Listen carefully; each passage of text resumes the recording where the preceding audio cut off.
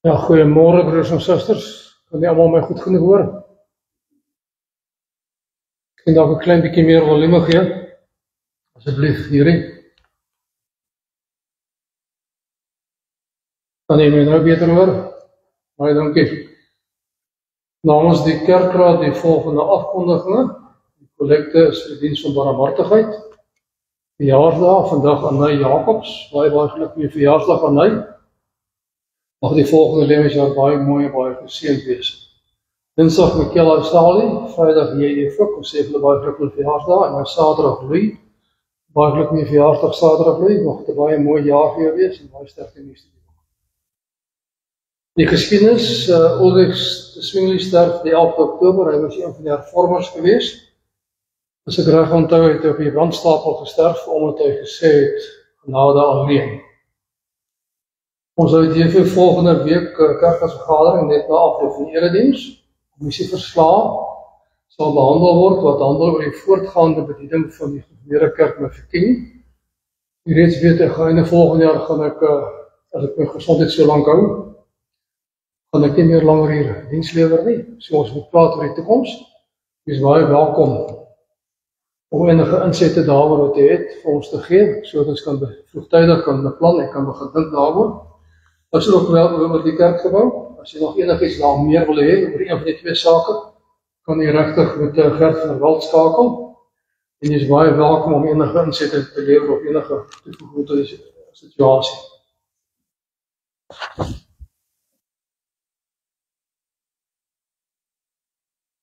Kom ons sing lied.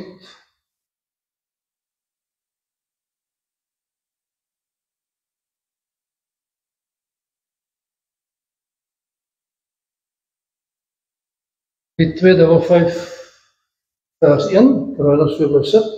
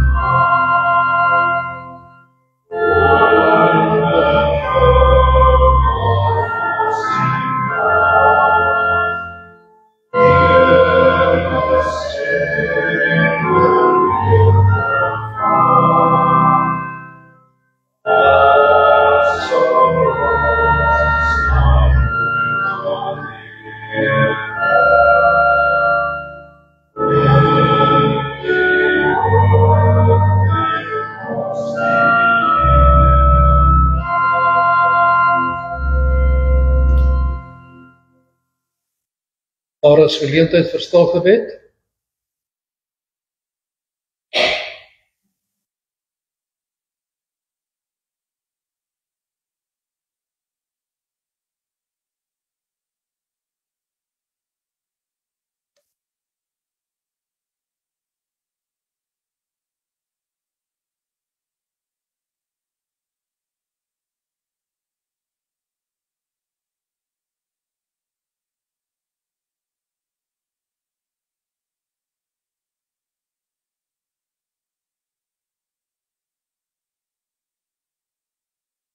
Kom ons sing Psalm 24 vers 1, 2, 4 en 7. Daarna ontvang ons die seëngoed van die Here en nou loof ons hom met die eerste vers van Psalm 66.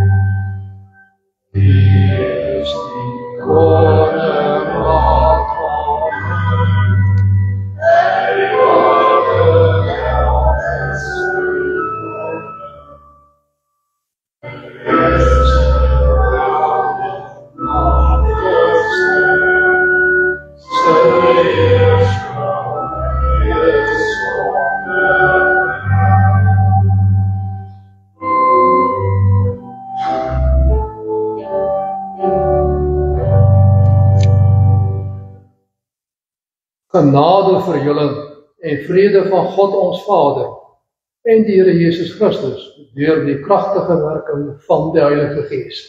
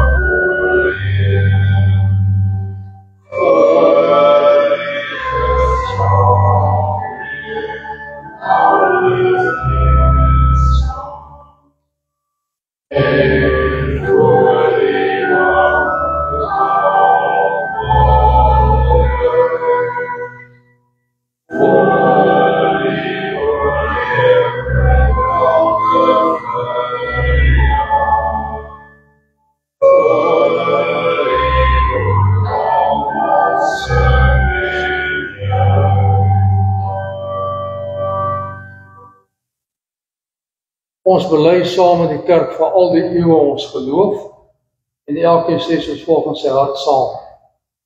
Ek glo in God die Vader, die Almagtige, die Skepper van die hemel en die aarde, en in Jesus Christus sy eniggebore Seun, ons Here, wat ontvang is van die Heilige Gees, gebore uit die Maagd Maria, wat gelei het, onder Pontius Pilatus gekruisig is, gesterf het en begrawe is. Hy het die lyding van die hel ondergaan. Hy het die derde dag opgestaan uit die dood, opgevaar na die hemel en sit aan die regterkant van God, die Almagtige Vader, waar hy kom om die lewendes en die dooies te oordeel. Ek glo in die Heilige Gees. Ek glo in die heilige algemene Christelike kerk, die gemeenskap van die heiliges, die vergifnis van sondes, die opstanding van die liggaam en die ewige lewe.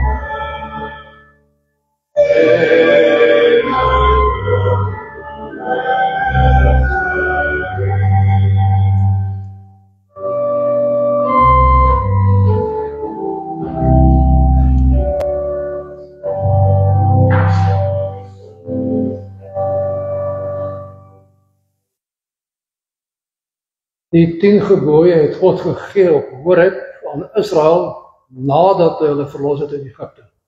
God verlos eers en daarna eis hy dankbaarheid om te leef tot ere van hom. En daarom ook behandel die katekismus die 10 gebooie in die 3de deel van die katekismus, hoe ek aan God dankbaarheid moet betoon. Ek leef volgens die 10 gebooie, betoon ek aan God dankbaarheid. En die eerste 4 handel oor my verhouding teenoor God, en die laaste 6 oor my verhouding teenoor my naaste. Katekismus 134 vra vir ons dan, hoe word hierdie 10 gebooie ingedeel? Antwoord, van 2 tafels, waarvan die eerste en 4 gebooie ons leer hoe ons teenoor God moet gedra, die tweede en 6 gebooie wat ons aan ons naaste verskuldig is. Jy kan duidelik voel, dit loop in die lyn van, jy moet Here God lief hê met jou hart, met jou verstand, met al jou kragte, en jou naaste soos jouself. En dan die vraag, wat gebied God in die eerste gebod? Die eerste gebod is, jy mag geen ander gode voor my aangesig hê nie. Die antwoord, ek moet terwille van my sielheil en saligheid alle afgoderry, towery, waarsêry, bygeloof, aansoeke vir heiliges of ander skepsels vir my en daarvan wegvlug. Om God alleen te eer as die enigste ware God, is noodsaaklik terwille van jou sielheil en saligheid. Ek moet die enige ware God reg leer ken, hom alleen vertrou, en slegs aan hom met alle nederigheid en geduld onderwerp, en van hom alleen alle goeie dinge verwag. Ek moet hom met hele hart lief hê, vrees en eer. Sodoende sien ek hele van alle skepsels af, as om in die minste teen sy wil te handel. God wil dat ons hom alleen moet eer, moet erken as die almagtige God, wat anders as ons is, en wat totale gehoorsaamheid vereis. En belangrik, as ons die Bybel deurlees, sien mens maar telke male, hoe die mense telke male verval in afgode. En die voordeel van 'n afgod is natuurlik, jy kan nie afgod rondskuif soos jy wil. 'n Afgod moet vir jou luister, jy hoef nie vir die afgod te luister nie. Teenoor, as jy God alleen dien, en aan hom onderworpe wees, en hom alleen reg leer ken. Vraag 95, wat is afgoderry? Dit is in die plek van die enige ware God wat ons die woord geopenbaar het, of naas ons anders uit te dink, of te hê waarop jy vertroue stel. Baie fyn geformuleer, iets anders my vertroue opstel as op God alleen, dit is afgoderry. Maak nie saak wat dit is nie. Iets anders vertrou, behalwe alleen die enige ware ewige God. Dan is ek besig met afgoderry. Kom ons lees ook die 10 gebooie saam. Toe het God al hierdie gebooie aangekondig. Ek is die Here jou God wat Egipte uit die plek van slawerny bevry het. Jy mag naas my geen ander gode hê nie. Jy mag nie vir jou beeld of enige afbeelding maak van die hemel daarbo of die aarde onder die water onder die aarde is nie. Jy mag hulle nie vereer of dien nie, want ek, die Here jou God, is onverdeelde trou aan my. Ek reken kinders die sonde van vaders toe, selfs tot die 3de en 4de geslag van die uit my haat. Maar ek betoon my beliefde tot die 1000ste geslag van die wat my liefhet en my gebooie gehoorsaam. Jy mag die naam van die Here jou God nie misbruik nie. Here sal die een wat sy naam misbruik nie ongestraf bly. Sorg jy Saterdag heilig hou. 6 dae moet jy werk en alles doen wat jy moet. Maar die 7de dag is die Sabbat van die Here jou God. Dan mag jy geen werk doen nie. Nie jy of jou seun of die dogter of die man of vrou wat jy werk, of enige dier van jou of die vreemdeling by jou nie. Here het in 6 dae die hemel en alles daarin gemaak, die aarde en alles daarop, die see en alles daarin. 7 dae van die gerus, en daarin die Here dit as gereelde rustige heilig. Eer jou vader en jou moeder, as jy lang bly woon in die land wat die Here jou God vir jou gee. Jy mag nie moord pleeg nie, jy mag nie egbreek pleeg nie, jy mag nie steel nie, jy mag nie vals getuienis teen ander gee nie. Jy mag nie met ander sy huis begeer nie, jy mag nie sy vrou begeer nie, mag nie 'n slaaf of slavin, 'n bees of 'n donkie, of enigiets anders wat aan hom behoort nie. Ons sing Psalm 112, vers 1, daarna bid ons saam en daarna sing ons vers 2.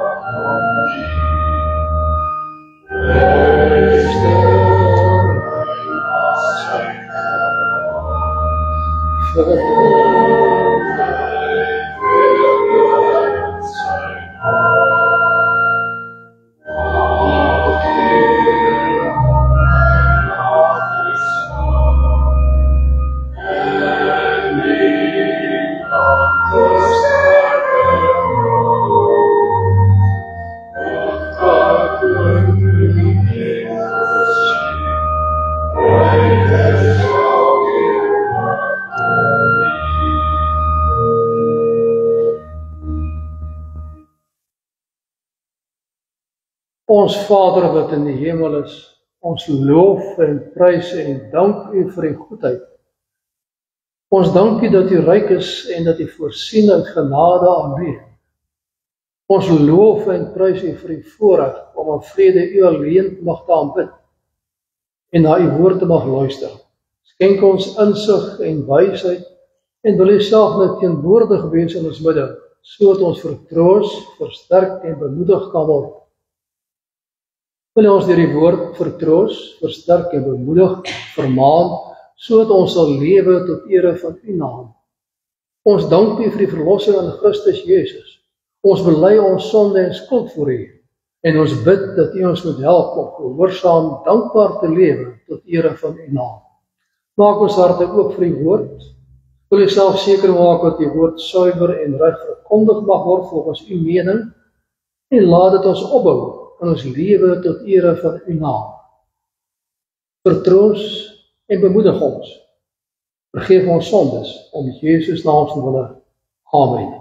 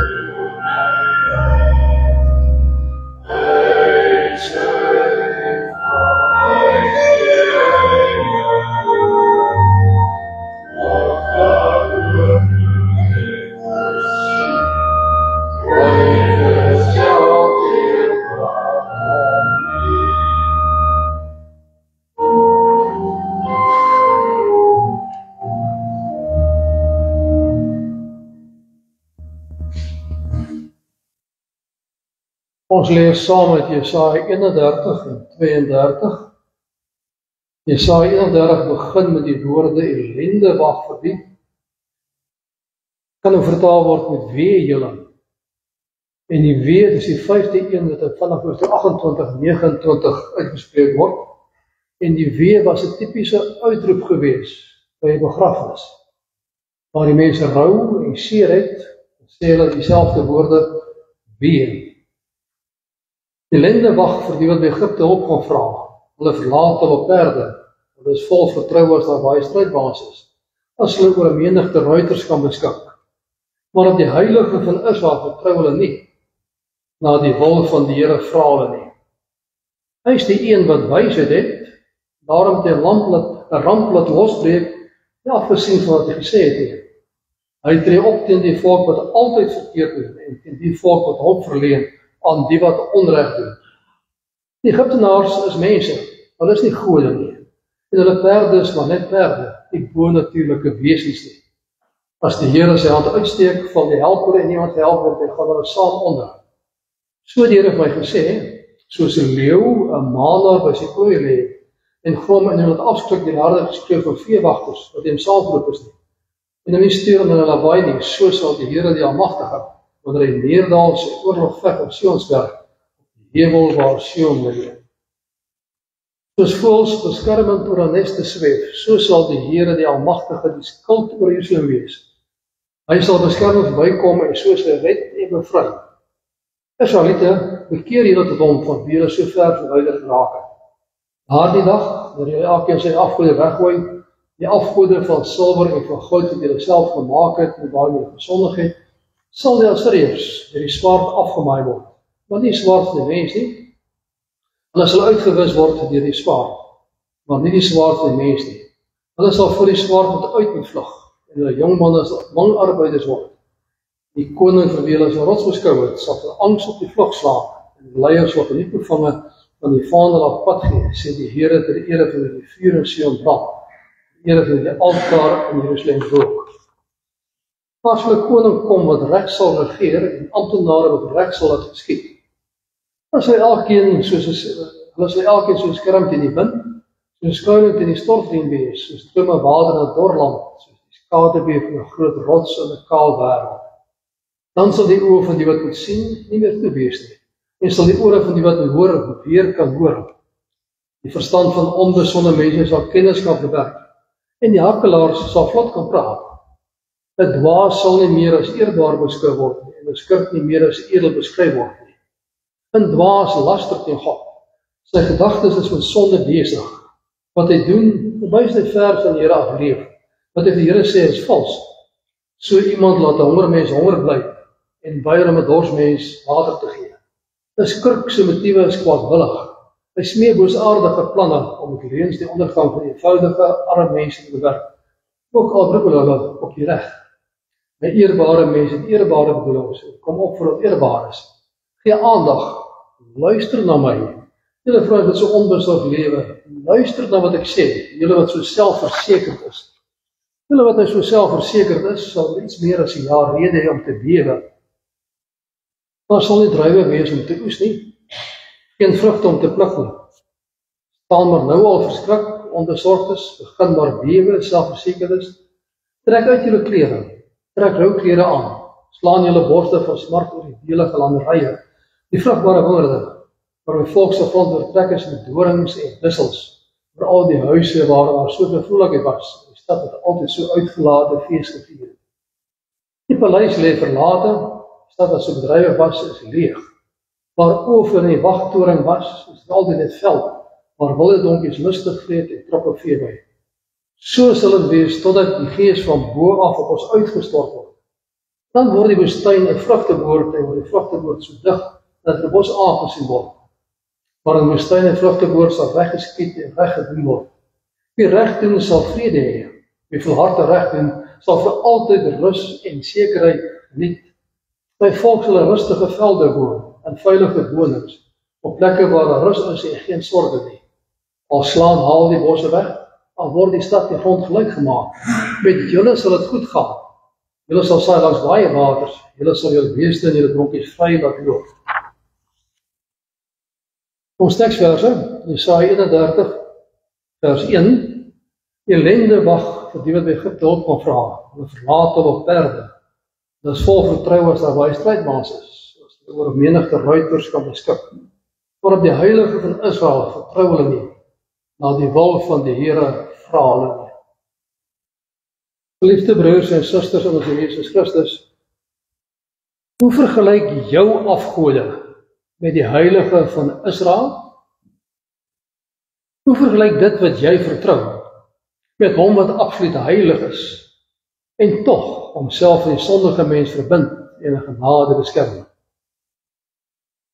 Nadat Jesaja die mense van Juda in die vorige hoofstuk sterk aangespreek het om stil te wees en God te vertrou,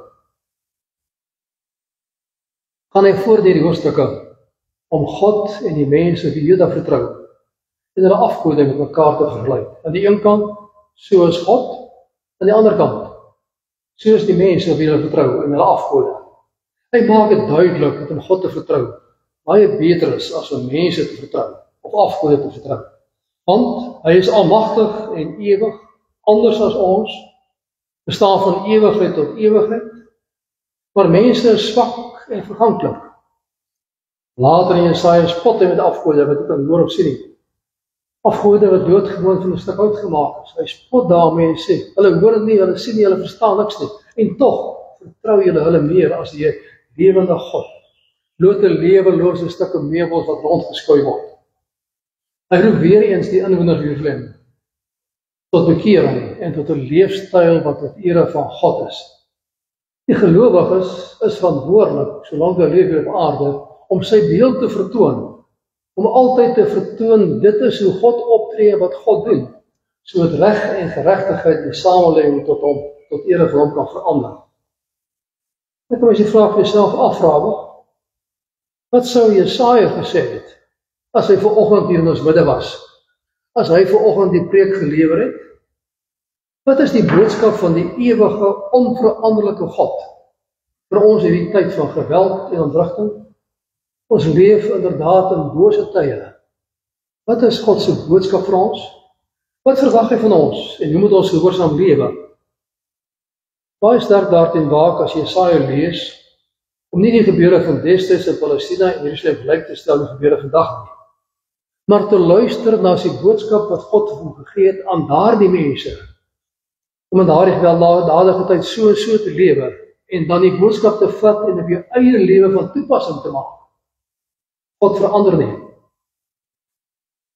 Dit wat God deur Jesaja verkondig het, geld vandag nog, die kern van die boodskap. Vertrou op hom alleen en vra na sy wil. Vertrou hom volledig met alles wat jy het. En vra, wat wil hy hê jy moet doen? Vertrou op hom sonder om te vra na wat sy wil is ongehoorsaamheid. Soek na sy wil sonder om te vertrou is dwaas. Daar is 'n baie groot verskil tussen die tyd van Jesaja en vandag, en tog is daar soveel dinge wat nog steeds dieselfde is. In die tyd van Jesaja was die mens sondig geweest, gierig, homself gesond. Vandag sien mense dieselfde. Die mens is nog steeds sondig, steeds geneig om bloot sy eie belang te soek, ander mense uit te buit en te verdruk, oorlog te maak en jouself te vermeerder, jouself te verryk, te vertrou op sy eie kennis en vaardigheid, en ander mense met geweld te wil bewerk. Korrupsie en diefstal is algemeen, moord en geweld word gebruik om geregtigheid toe te smeer, en dan begin Jesaja met die ellende wag vir die wat God nie vertrou nie. Die ellende wag vir jou, as jy God nie vertrou nie, maar op jou eie afgode vertrou. Die ellende wag is 'n roulied, en 'n roulied is deel van 'n begrafnis, waar dood is. En waar God nie is nie, is daar in elk geval nie meer lewe nie, is daar dood. Dood en ondergang. En dan kan jy die vraag vra, hoekom het die wederkoms nog nie gekom nie? Hoekom is ons nog op aarde? Is die ongeregtigheid vir mense op aarde dalk nog nie tot sy volle maat bereik nie? Dink in Genesis 15 vers 16. En daar is nog mense wat God deur jou wil roep tot geloof en bekering, dat hy wil red van die ewige dood, deur jou getuienis en dit wat jy moet doen en sê in jou lewe. In daardie tyd het Juda tydens die aanvalle van Assirië hulp gesoek by Egipte.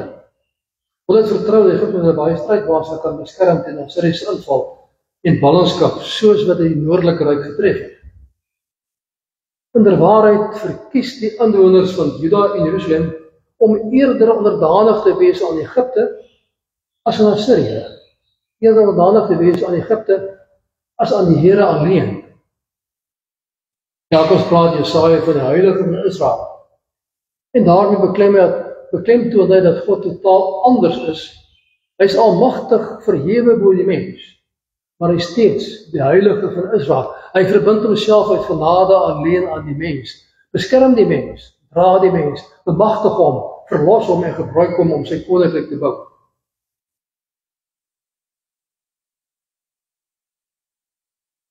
Soms heel onverstaanbaar, die wyse waarop God sy koninkryk bou. Kan ons regtig waar die impak van God se liefde verstaan, dat hy sy seun gestuur het om die smartlike dood op Golgotha te sterf, sodat ons wat sondig is, verlos kan word. Skuldige mens gedood is, gesterf het, terwyl dit 'n klomp miswillige sondaars. Juda wou met geweld homself beskerm, die militêre mag van Egipte. Maar het nie gevra na die wil van die Here nie, en wou hom nie vertrou nie. Dit later gelei tot hulle wegvoering in ballingskap, totale vernietiging van 'n land. 'n Land was later betrek van dorings en distels, totaal 'n woestynny, 'n wildernis. Van die vorige hoofstuk opgeroep om stil te wees en op die Here alleen te vertrou. En hier is hy besig om te sê, kyk, wie is God? Kyk, wie is Egipte op wie julle vertrou? Onder woorde, hy vergelyk die ewige almagtige God met die mense op wie julle vertrou. God het werklike wysheid en almag om te doen, soos wat die beste is vir almal om tot bekering te kom, en 'n gemeenskap met hom die aarde te bewerk en te bewaak. Hy weet alles, hy regeer volmaak. Hy as almagtige regverdige tree op, en die wat verkeerd doen, en die wat aan hulp verleen. Daarom mag hy nie hulp verleen aan regverdiges nie, en so saamwerk en saamloop nie. Jesaja skets die ware aard van die mense wat hulp gesoek word. Egiptenare is doodgewone blote mense, Mense net soos Israel ook, niks anders nie. Nie buitengewoon nie, gewone mense. En hulle wapens is gewone wapens. Die wapens is maar net so goed soos wat die vaardige soldate kan gebruik. En die gemense is gewoon vlees en bloed. Hulle perde is doodgewoon diere, niks anders nie. As die Here sy hand uitsteek, val die helper en iemand gehelp word en dan gaan hulle saam onder. Hoeveel keer het al die geskiedenis gebeur en in jou lewe, dat dit waarop jy vertrou, jy nie steek laat? Die almag van God is so groot, dat niemand oorleef as hy optree nie, behalwe diegene wat uit genade alleen spaar en verlos. Ons skryf Jesaja vir ons, die Here is soos 'n leeu wat hom nie steur en laat afskrik deur die geraas van veewagters. Wat hy doen, gaan hy voortleef. Maak nie saak hoe baie die mense geraas maak en stof opskop nie. Die mense kan bloot net lawaai en niks anders doen nie. Terwyl die Here almagtige is, dat alles met sy een asemteug kan wegblaas. Mense en afgode is niks seker rondgeskuif word, sonder om enigstens te kan help. Geen mens kan die gevolge van 'n oorlog van geweld bepaal en beheer. Geen mens kan 'n oorlog maak en bepaal wie gedood, wie lewe, wie gaan wen of wie gaan verloor. Die mens verwoes maar net alles en maak alles tot niks sonder om te spaar of te beskerm. Dit sien mens baie duidelik in die oorlog wat vandag gevoer word. Daarteenoor kan die Here oorlog maak en beskerm. Hy kan aan die een kant 'n oorlog maak, is wel straf vir hulle ongeregtigheid. Aan die ander kant spaar hy die gelowige kern om sodoende sy koninkryk voort te bou en aan te gaan. Hy is 'n leeu wat hom nie steur aan mense wat wegjaag nie. Maar hy is ook soos 'n arend wat sweef oor haar kleintjies en hulle beskerm. Opmerklik is dat vroulike eienskappe hier aan God beskryf word. Hy is soos sy moeder besorg oor haar kleintjies is. Sweef hy een kant leeu, die oordeel van God, aan die ander kant sy liefde, 'n arend wat sweef, wat beskerm, wat bewaar, wat sy mense naby is. Hy kan terselfdertyd oorlog maak in Jerusalem en die stad verwoes, maar terselfdertyd ook soos 'n arend wees, wat haar nes en kleintjies beskerm. Hy sweef beskermend oor sy kinders, sy uitverkorenes, wat hy red en bevry, uit genade alleen om hom bekend te maak. Hy bepaal, wie bly leef en wie gaan dit? Heerlike troos om te weet, hy sweef altyd oor jou, solank jy saam moet leef tot sy ere van sy naam. En daarom die volgende situasie, bekering, baie belangrik. Israel roep in die Jesaja roep die mense op tot bekering, tot terug tot die Here. En bekering is 'n voorwaarde vir redding. Jesaja roep die volk om terug te keer tot God. Die mens moet sy houding teenoor God verander. Wat het die Jode gedink, inwoners van Jerusalem, oor God? Gedink Egipte is beter as hy. Hulle houding was gewees, eerder Egipte dus kan sien, as die onsienlike God wat ons nie kan sien nie. En daarom moet hulle houding verander word, om te weet, hy is die almagtige, hy is die een wat red. Egipte is doodgewoon mense. En wanneer jy God ken as sy almag, as sy beskermliefde, kan jy onvoorwaardelik vertrou. Dis ek die verklaring van die eerste God, om God werklik waar te ken wie hy is en wat hy doen en soos wat hy is. Wanneer die mense hulle afgode weggooi, hulle vertrou op mense staak en hom alleen vertrou, vra na sy wil, sal die Assiriërs deur die swaardste afgemaai word. Dis die voorspelling van die profeet. Ons lees so ongeveer 10 of 15 jaar later, het die engel van die Here 185.000 mense in die Assiriese leermag, een nag gedood, so die koning teruggegaan het, sy veldtog teen Jerusalem gestaak het. Die jong manne sal longarbeiders word, en hulle leiers sal vergelyk van hulle vlug. Dis vas en seker, want dis die woorde van die Here, wie die altaar in Sion brand. Die altaar in Sion, God se teenwoordigheid in die midde van sy volk, van die gelowiges om te beskerm. Dit sal gebeur wat hy so gesê het. Hy spreek en dit gebeur, en hy is getrou aan sy woorde en beloftes. En wanneer die volk wat tot God bekeer het, sal reg en geregtigheid geskied. En nou kom Jesaja weer eens te voorspel van 'n regverdige koning wat sal regeer.